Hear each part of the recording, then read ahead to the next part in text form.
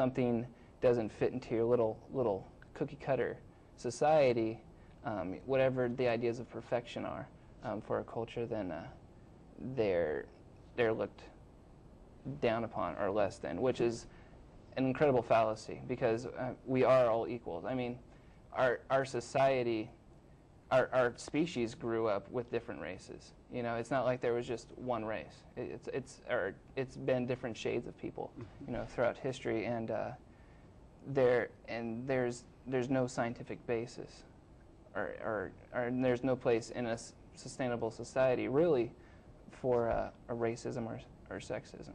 Okay. Back to this idea of the triple bottom line.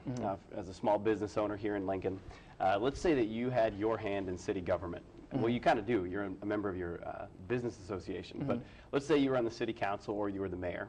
What sorts of things would you promote? What sorts of practices would you promote to businesses who are interested in building here in Lincoln? Well, I think it's fairly obvious. I'm incredibly passionate about sustainability. So obviously, things that are sustainable, I would want to promote. And that's you know, the question of me being part of city government, I think, I think it presupposes, though, that those are actually, I think they're important roles, but I think the most important role is just as a citizen. I think if you can change someone's mind just through dialogue and kind of convince, not even convince them, but just tell them about what's really going on in the world, what the truth is, I think an informed society will act responsibly. So, you know, if I was a city council member or even if I was a mayor, I think, and now that I'm just a citizen, I would always promote a sustainable lifestyle with trying to create a society that works for people, not just for products. Make people start seeing that we really need to work together to provide for our future. Now, Adam, you and I probably know that we're not the youngest people in the world anymore, but a lot of times people still react to folks. I think we're roughly the same age, mid to late 20s, and people look at us and say, well, these young people, I mean, it's great to see them involved.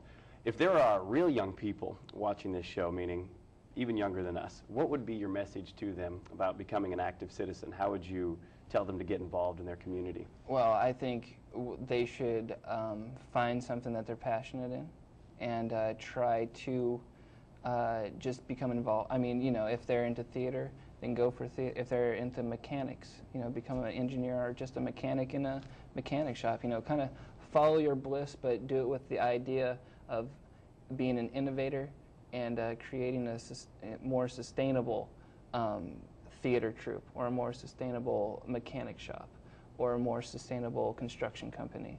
I think, you know, if there's anybody out there right now, come on over to Meadowark, and I would love to sit down and have a cup of coffee with you and talk about, you know, the possibilities for your life and, you know, what I could do to help you get to where you would like to go.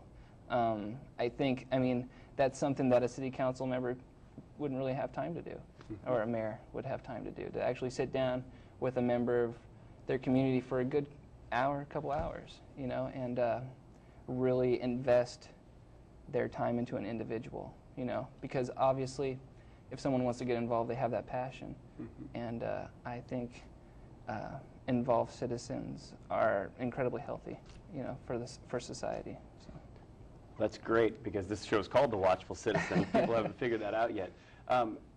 If somebody wanted to, you know, perform art or bring art in, or, you know, play music at the Meadowark, how can they reach you and get on the schedule? Well, they could come in and kind of just talk to me about it. If they, or they could. We have a guy who does our booking for all the artists. His name's Dave Nokai, and if they'd like to come in, I'd be more than happy to give you their number, give you his number.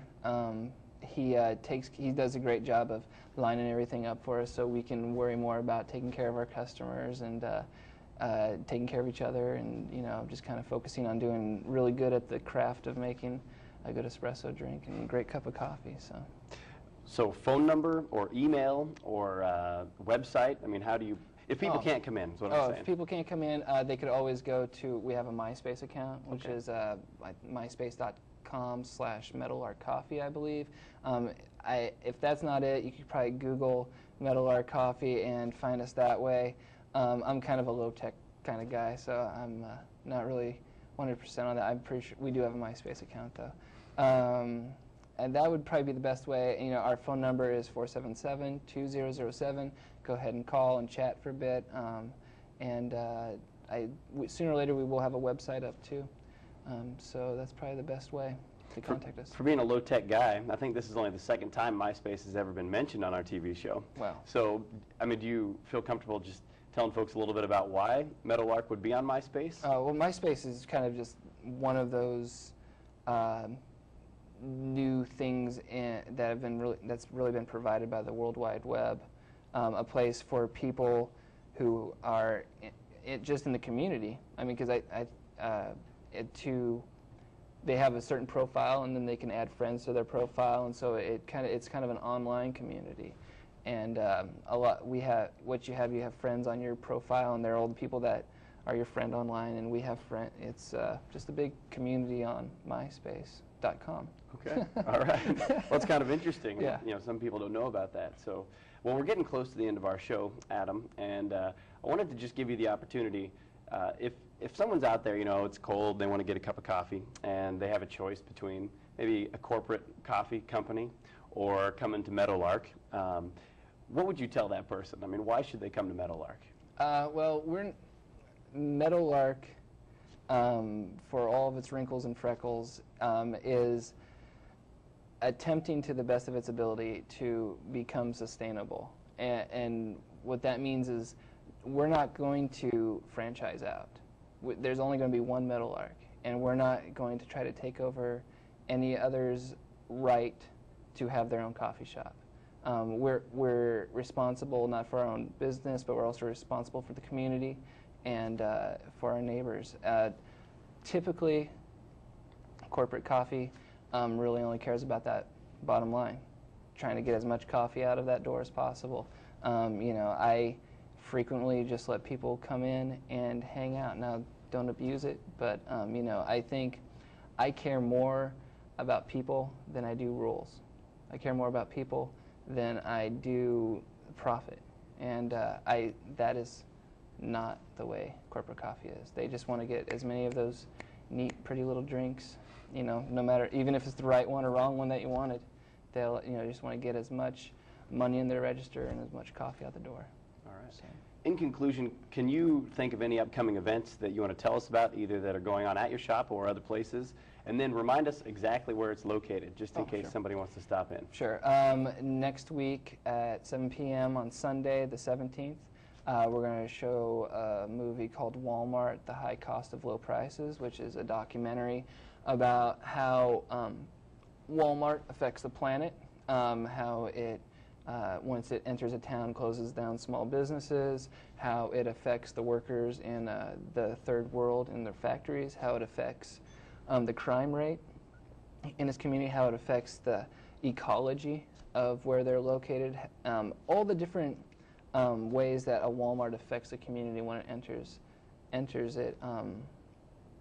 And that's what the film's about, and it's a highly informative and really good film. We're also in January. We're going to do a film about the Iraq War. I'm not exactly sure which one, but we're very involved in ideas of, you know, keeping peace around the world and not spreading the American influence across the globe, because just like corporate coffee, you know, sometimes governments like to take control of whatever they can. So. All right. And where are you located at? We're located next to Open Harvest, 1624 South Street. It's in the South Street Plaza. And there's Brewski's in that strip. It's in a little strip there on between 16th and 17th on South Street. And any words for folks out there who might be wanting to start a business of their own? Oh, just go for it. You know, be smart, but owning your own business is really one of those ways of attaining true freedom. You know, being a master of your own destiny. And I think if you have a good plan and a little bit of good luck, you're going to succeed. You know, and you know, good luck to you.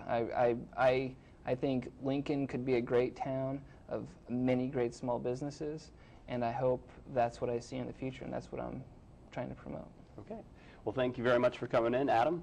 This has been Adam Hintz, co-owner of Meadowlark Coffee and Espresso. If you'd like to learn more about this television show, which is called The Watchful Citizen, you can check us out online, www.lancastercountydemocrats.org. Otherwise, thanks for tuning in, and have a great day.